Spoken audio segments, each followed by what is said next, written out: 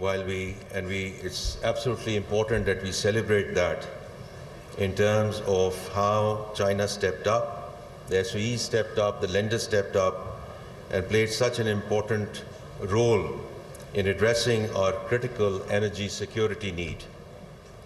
But it is pertinent to mention, and I do think it's very important to remember that the Chinese SOEs have contributed to the setting up of many dams and hydropower projects even well before CPEC. Well before CPEC. And Terbela Dam is a very, very fine example of that. Now, over the past decade, as a former banker and who has also been involved in some of these financings, I can mention some of the numbers, because China has invested over $20 billion in planned energy projects and therefore transforming the energy landscape of Pakistan. CPEC projects have created 9,000 megawatts of power supply, development of 2 thermal coal mines, and first 4,000 megawatt HVDC transmission line. Investment in IPPs by Chinese companies is the largest investment. It's a very, very important data point. Is the largest investment in the history of Pakistan, both in terms of debt and equity. Ladies and gentlemen, let's applaud that. These IPPs also created opportunities for use of our natural resource, thermal coal, and setting up of mine mouth project, while provide some of the cheaper power to Pakistan today. These IPPs also opened doors for new roles and new classes of investors, largest Chinese SOEs with billions of dollars of assets, coupled with new structures in terms of project financing backed by Sinosure. At this stage, while we are seeking support from these Chinese companies and lenders to provide us some relief on financing terms, we remain absolutely committed to service all our obligations to the projects and lenders. Now, Chinese IPPs, as we all know, are most diverse and largest investors in Pakistan. Energy sector, with investments in hydel, there's investment in wind, there's investment in solar, of course fossil fuel is there, and as Minister Tara just mentioned, is going to be an important enabler for executing CPEC Phase 2. CPEC Phase 1 was all about creating the infrastructure, and Phase 2 was always about monetizing that infrastructure to create the exportable surplus for Pakistan.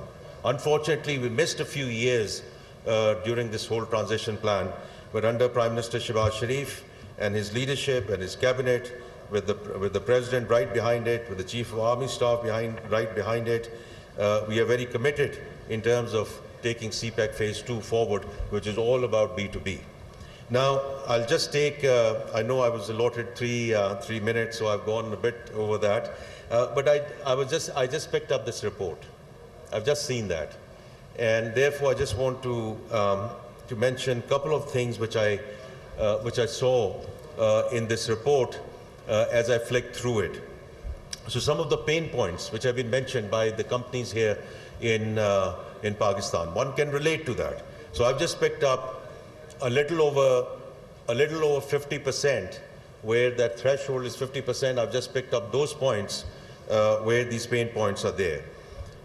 Lack of policy continuity, instability of PKR exchange rate, difficult in FX remittance due to FX control, high security risks and high security inputs, low administrative efficiency. And one can relate to all of these pain points which have been mentioned by all our friends here and who have been here with us for a while. Now, what I can say, as we have moved towards macroeconomic stability, that and as you've seen in the last 12 to 14 months, the exchange rate have been stable. The foreign exchange reserve in the next 2 weeks will touch $11 billion, which means we are going to get to roughly 2.5 months of import cover. The global standard and global good standard is 3 months of import cover. Now, ladies and gentlemen, we are coming from where we were in 2 weeks of import cover. So it moved in the right direction. So I can assure all our friends here that inshallah, the hiccups that you have seen and the delay that you have seen in terms of your FX and dividend remittances, inshallah, will not recur. Lack of policy continuity, you are absolutely right. And under Prime Minister Shehbaz Sharif's leadership, we always say the government has no business in being in business. Government has to provide policy framework and policy continuity. So you're absolutely right that we need to provide that level of continuity.